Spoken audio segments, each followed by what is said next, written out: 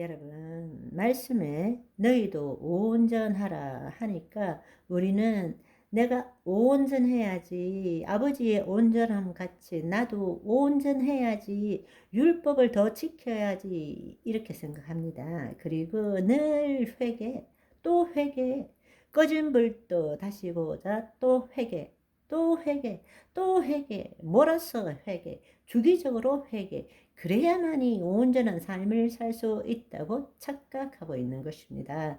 아니에요. 그렇지 않습니다. 모세는 긍휼히 여기지 말라고 하였지만 예수님께서는 악한 자를 대적하지 말고 원수를 사랑하라 라고 말씀하십니다.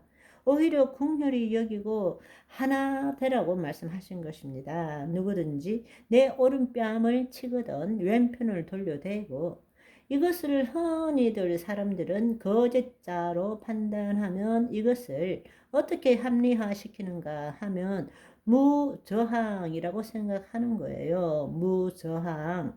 원수를 사랑하라. 이것을 뭐라고 생각하느냐? 평화. 평화주의가 되라. 이렇게 생각하는 거예요. 그러나 여러분, 잘 생각해 보세요. 우리가 지금 그렇게 듣고 있어요. 무저항, 무소유, 평화주의 이렇게 생각합니다. 여러분, 그렇지만 무저항이나 무소유나 평화주의 속에 그 주체가 누구입니까? 결국은 나인 것입니다. 내가 대적하지 않겠다는 것을 포함하고 있는 거예요. 내가 대적하지 않겠다는 거예요. 여기에서 말씀하시는 것은 악을 대적하지 말라라는 것은 그리스도 안에 있을 때는 악이 없어요. 오직 분별함이 있는 것입니다. 사람을 대적하지 않아요. 마귀만 대적하는 것입니다. 거짓자가 선악을 나눈 거예요. 그리스도 안에서 악을 대적하지 말라는 것은 거짓자로 선악을 나누어서 선으로 악을 이기려고 하지 말라, 이 뜻이란 말입니다. 그 말은 무엇인가? 그리스도 안으로 들어가라는 것이에요. 우리는 주의 말씀을 이루는 자이지 내 판단으로 선악을 나누고 선으로 악을 이기는 자가 아니다. 그 뜻이란 말입니다. 아멘. 악을 악으로 갚지 않는다는 것은 이해가 됩니다. 하나님께서는 선하신 분이고 선하게 살아야 된다고 말씀하시기 때문입니다. 거짓자로 볼때 원수를 사랑하라는 말씀도 이해가 됩니다. 그렇다면 우리가 한번 생각해 봅시다. 선으로 악을 대항하지 않으면 어떻게 됩니까? 원수 같은 사람을 사랑하면 어떻게 됩니까? 참고 견디면 어떻게 됩니까? 그렇게 한다고 해서 변화가 옵니까?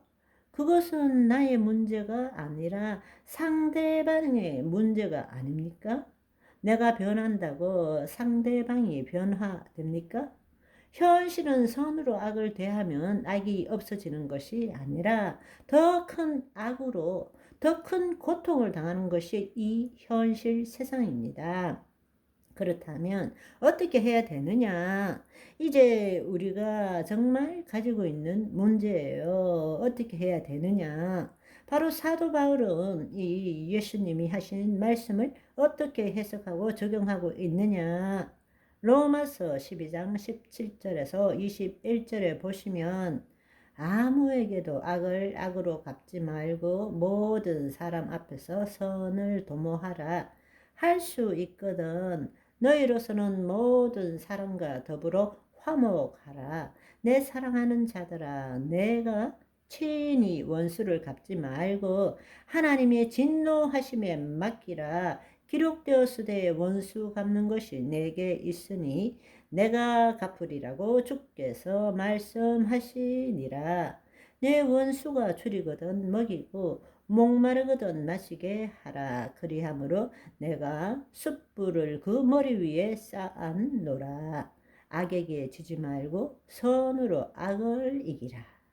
여러분, 이 말씀을 읽을 때에 이제는 신약의 서신서를 읽을 때에 그 출발점이 그리스도 안에서 하나님의 의의 관점, 하나님 나라의 관점, 예수 그리스도 안에서 읽어야 되는 것입니다. 그런데 이걸 그냥 읽으면 선한 일을 도모해야 되고 악에게 지지 말고 선으로 악을 이겨야 된다고 이렇게 해석할 수밖에 없는 것입니다. 아니요. 그게 아니라는 거예요. 그 뜻이 아닌 것입니다. 이것도 역시 마찬가지로 우리가 예수 그리스도 안에서 온전케 하는 율법을 이루어가는 자로 살아야 된다는 이야기입니다. 쉽게 말하자면 거짓 자로 해야 되느냐 안 해야 되느냐 이 관점이 아닌 것입니다. 이 관점에서 보면 안 된다는 이야기예요. 우리는 내용물에 묶이는 것도 아니고 문제 해결을 위해 사는 것도 아니고 먼저 자기를 부인하고 자기 십자가를 지고 그리스도 안으로 들어가야 된다는 말씀입니다.